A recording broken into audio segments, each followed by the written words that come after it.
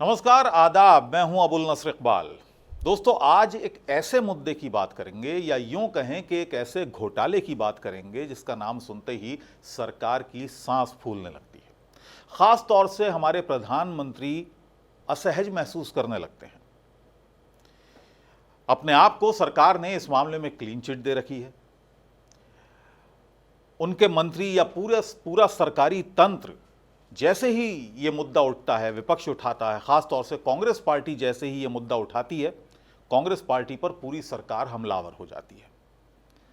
सरकार में बैठे मंत्री कहने लगते हैं कि जिन लोगों के नाम बोफोर्स दलाली में थे, बोफोर्स का जो सौदा हुआ था उसमें जो दलाली हुई थी, जिन लोगों के नाम उसमें आए थे, उनको इस डील पर सवाल उठाने का कोई हक नहीं बनता। हालांकि ये सवाल के जवाब में सवाल वाली बात है। हम बात कर रहे हैं राफेल डील की, जिसमें भारत सरकार ने, प्रधानमंत्री ने अपने आप को क्लीन चिट दे रखी है।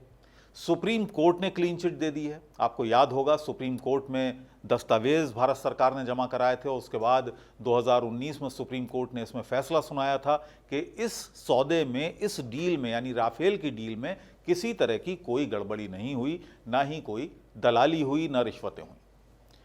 लेकिन फ्रांस सरकार ने कहा है कि वो गड़बड़ी की जांच करेगा। उसको शक है कि गड़बड़ी हुई है। उसने पीएनएफ, यानी जो वहां पर फ्रांस सरकार में जो नेशनल फाइनेंशियल प्रोसिक्यूटर ऑफिस है, उसको जांच की जिम्मेदारी दे दी है। ये वही पीएनएफ है जिसने कुछ समय पहले इसकी जांच करने से यह कहते हुए इनकार कर दिया था कि इसमें किसी तरह की कोई गड़बड़ी नहीं हुई है। लेकिन अब यही संस्था मजबूर हुई है कि इसकी जांच होनी चाहिए। वो मजबूर क्यों हुई है, इस पर भी हम आपको एक डिटेल्ड रिपोर्ट देंगे कि आखिर कैसे एक वेबसाइट के जरिए, जिसने, उस वेबसाइट ने, एक खोजी वेबसाइट है जिसने सिलसिलेवार तरीके से इस पूरे मामले पर एक के बाद एक पर्दे उठाए थे, एक के बाद एक सिलसिलेवार तरीके से रिपोर्टिंग की थी, और वो तमाम रिपोर्ट्स को देखते हुए इस संस्था ने, यानी पीएनएफ ने अब कहा है कि इस मामले की बारीकी से जांच होना जरूरी है। इस वेबसाइट का नाम है मीडियापार्ट। इसने आरोप लगाए कि ये जो डील हुई, यानी राफेल की जो डील भारत और फ्रांस के बीच हुई है, इसमें घोटालेबाजी हुई है। इसमें भारतीय अधिकारियों को रिश्वत के तौर पर पैसा दिया गया है। तमाम तरह के सवाल इस वेबसाइट ने उठाए हैं।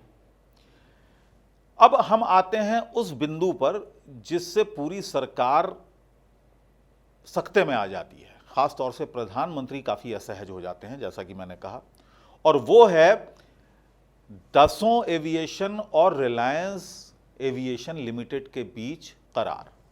दरअसल 2012 में जब ये डील हुई थी, उस वक्त यूपीए की सरकार थी, मनमोहन सिंह प्रधानमंत्री थे। उस समय 126 राफेल विमानों की डील हुई थी फ्रांस की दसों एविएशन के साथ।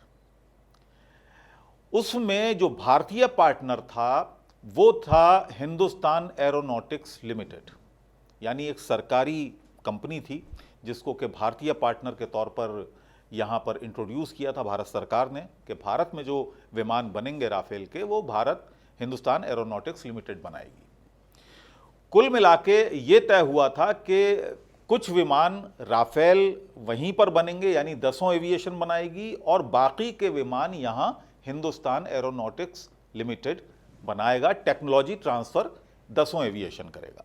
यह करार हुआ था, 126 विमानों का यह करार था। लेकिन 2014 में और 2015 में यह पूरी तरह से बदल गया।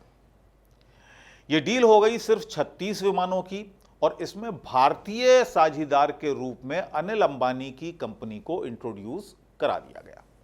इसी पर सवाल उठा रही है कांग्रेस। पहला सवाल कांग्रेस ने उठाया कि एक विमान की कीमत जो 570 करोड़ रुपए थी, वो बढ़कर 1600 करोड़ रुपए से ज्यादा कैसे हो गई। हालांकि भारत सरकार ने इस बारे में जवाब दिया है। उन्होंने कहा कि प्राइस बढ़े नहीं हैं, लेकिन कांग्रेस का कहना है कि आंकड़ों की बाजीगरी है, इससे ज्यादा कुछ नहीं है। वो आज भी अपने उन तमाम जो आरोप हैं उन पर कायम है। वो आज भी यही कहते हैं कि जो 570 करोड़ रुपए के लगभग का विमान था, वो 1600 करोड़ से ज्यादा में भारत सरकार राफेल से खरीद रही है, दसों एविएशन से खरीद रही है। दूसरा सवाल उन्होंने कहा कि क्यों आखिर अनिल अंबानी की कंपनी को भारतीय साझेदार बनाया गया। अनिल अंबानी की कंपनी को एविएशन का ऐसा कौन सा तजर्बा था जो इतनी बड़ी डील में अनिल अंबानी को इसमें शामिल करवा दिया गया। तीसरा सवाल कांग्रेस पार्टी के नेता ये भी उठाते हैं कि जिस समय 2015 में प्रधानमंत्री मोदी ने फ्रांस का दौरा किया था, उस समय अनिल अंबानी वहां पर क्या कर रहे थे। कांग्रेस ने ये सवाल तमाम उठाए हैं और सवाल ये बनते भी हैं क्योंकि अनिल अंबानी की कंपनी को एविएशन सेक्टर का इतना बड़ा कॉन्ट्रैक्ट मिल रहा है, दिया जा रहा है। इसी को लेकर कांग्रेस पार्टी सरकार को घेरती है और सरकार के पास आमतौर से इस मामले में कोई जवाब होता नहीं है और वहां पर सरकार की किरकिरी हो जाती है। सरकार के पास इस बात के इस सवाल के जवाब में सिर्फ इतना होता है कि जिन लोगों के नाम बोफोर्स में आए हैं यानी कांग्रेस पार्टी के, वो हमारे ऊपर इस तरह से ब्लेम ना करें तो बेहतर है। मामला इतना ही नहीं है। फ्रांस में एक एनजीओ है शेरपा, और ये जो शेरपा नाम की एनजीओ है, इसका काम है जो फाइनेंशियल अपराध होते हैं उन पर निगरानी रखना, और इसको महारत हासिल है इस तरह के इश्यूज़ का खुलासा करने में।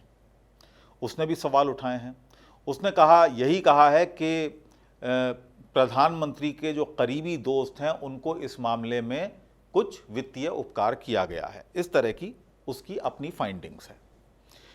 इसके अलावा एक यहां पर और बिंदु है, एक और पॉइंट है जिस पर सरकार घिरती है, और वो है उस वक्त के राष्ट्रपति यानी उस वक्त के फ्रांस के राष्ट्रपति का वो बयान जिसका जवाब अभी तक भारत की सरकार की तरफ से नहीं आया है।